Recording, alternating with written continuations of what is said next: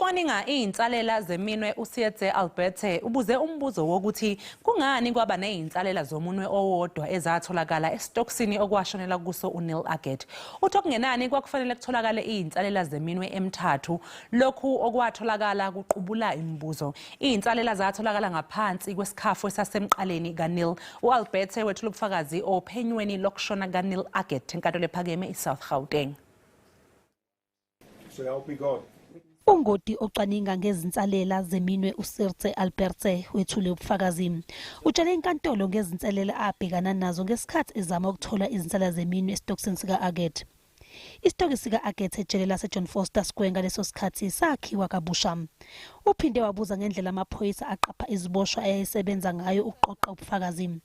Abameli bomndeni ba-Aggett bazama ukuthola ukuthi izinsalela zeminywe ezatholwa esitokisini sika-Aggett kungabe zabekwa amaphoyisa aqapha iziboshwa zombusazwe esebenzisa izinsalela zeminywe zika-Aggett ngaphambi kokuthi ashone. The method of lifting the fingerprints was done with fouling as stated by Warrant Officer Albertse.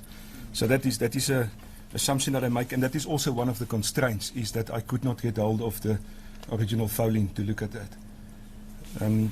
Then obviously other constraints are when we visited the cell in question, we weren't really sure if it was the exact cell where the incident took place in 1982, and there were also severe renovations done in the meantime after 1982.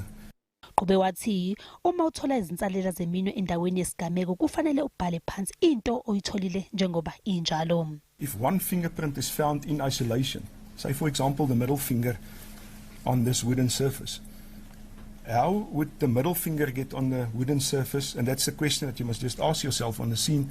How would the middle finger get onto the wooden surface without the other fingers not being there?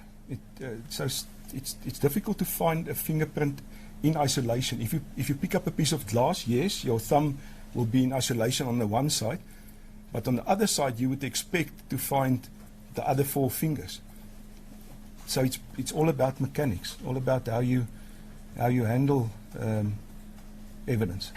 Isicau siyaqhubeka.